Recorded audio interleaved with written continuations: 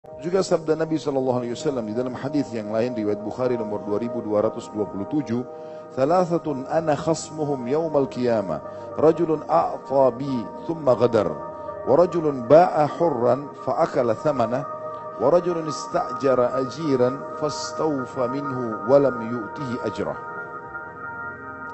Ada 3 orang yang aku akan menjadi musuh mereka pada hari kiamat kelak. Nabi SAW bermusuhan dengan mereka.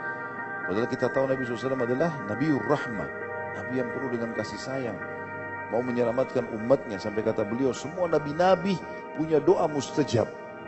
Begitu dia minta, Allah langsung kasih. Dan aku menyembunyikan doaku itu untuk umatku pada hari kiamat. Bukan untuk kerabatnya beliau saja, untuk umatku pada hari kiamat. Jadi saking maunya Nabi SAW menyelamatkan kita semua. Apa kata Nabi? Ada 3 golongan jadi musuhku hari kiamat. Bukan cuma sekedar tidak ditolong, Nabi SAW musuhi mereka. Siapa orang-orang ini? Yaitu yang pertama, seseorang memberikan janji dan sumpahnya atas namaku, ya, lalu ia mengkhianatinya. Artinya ada orang kadang-kadang mengatakan begini, tentu bukan bersumpah atas Nabi SAW ya,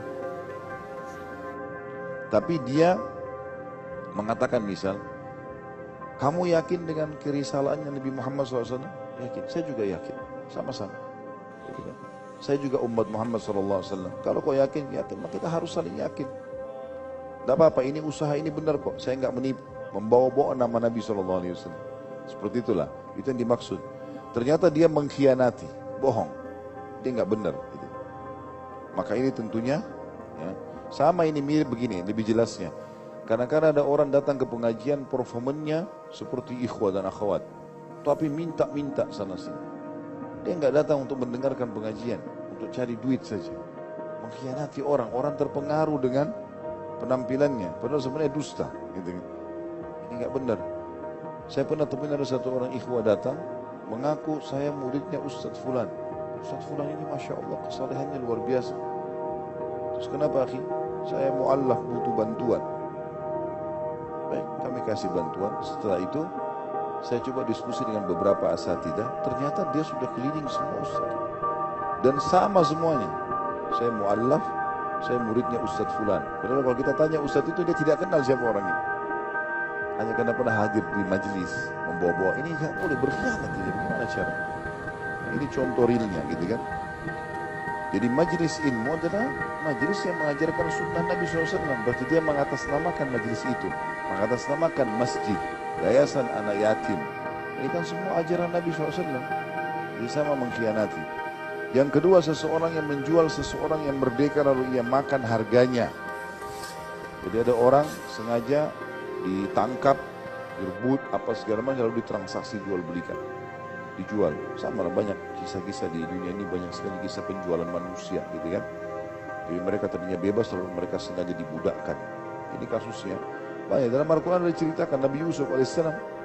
Nabi Yusuf waktu diambil oleh kafilah yang mengambil dari sumur, Nabi Yusuf langsung diperbudakkan kan, dijual di pasar budak lalu dibeli oleh Raja Mesir.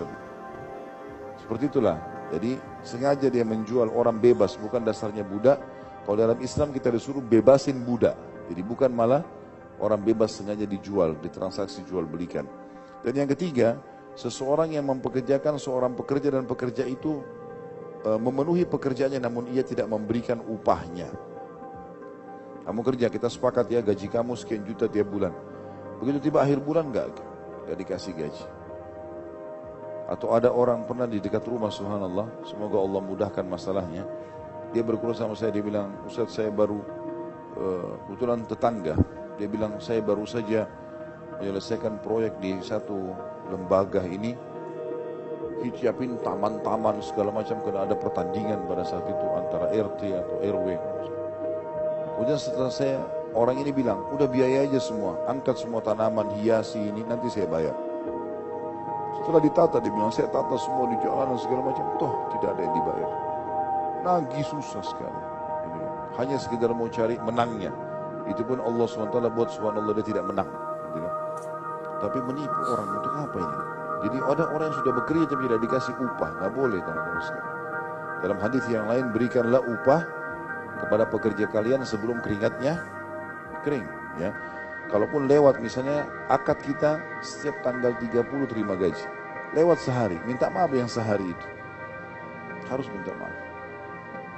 Saya tidak tahu kalau ada beberapa teman-teman pegawai yang sempat tidak interaksi sama saya, tapi kalau yang interaksi sama saya, subhanallah, lembur pun saya langsung detail pada hari itu. Berapa lemburnya, sekian jam, ini uang lemburnya, ambil, bawa pulang. Pernah sampai ada yang mengatakan, Ustaz, kok pakai bayar begini seakan-akan kita nggak ketemu lagi. Oh enggak, sama istri saya pun begitu. Ada sesuatu yang memang haknya dia, kasih. Kok kayak tidak bisa ketemu? Bisa ketemu, tapi saya tidak tahu, saya nggak mau meninggal saya punya utang. Haknya orang lain saya kasih semuanya. Nggak ada ceritanya nunda-nunda. Dan itu sabda Nabi SAW jelas juga berhubungan dengan masalah itu ya. Di dalam hadis setelahnya, hadis riwayat Bukhari nomor 2287, Imam Muslim 1564, matlul ghani zulmun wa idza utbi'a ahadukum ala mali'i falyatba'. Penundaan orang kaya dalam membayar utang adalah kezaliman, dan apabila piutangmu dialihkan kepada orang yang kaya, maka hendaklah ia menerimanya. Kalau misalnya dia mengatakan, saya nggak bisa bayar utang, tapi ada si fulan mau bayarin saya, ayo kita sama-sama ke sana. Ya udah, kita ke sana saja, nggak apa-apa. Itu perintah Nabi SAW. Mungkin dia bilang, mungkin dia sudah datang kepada tetangganya, orang mampu, tolong lunasi utang saya dulu. Kita datang ketemu lalu dia mengatakan, iya saya akan tanggung utangnya. Sudah selesai. Tidak boleh kita bilang, saya nggak kenal dia, untuk apa saya datang? Perintah Nabi SAW kita disuruh ke sana. Itu perintah Nabi SAW.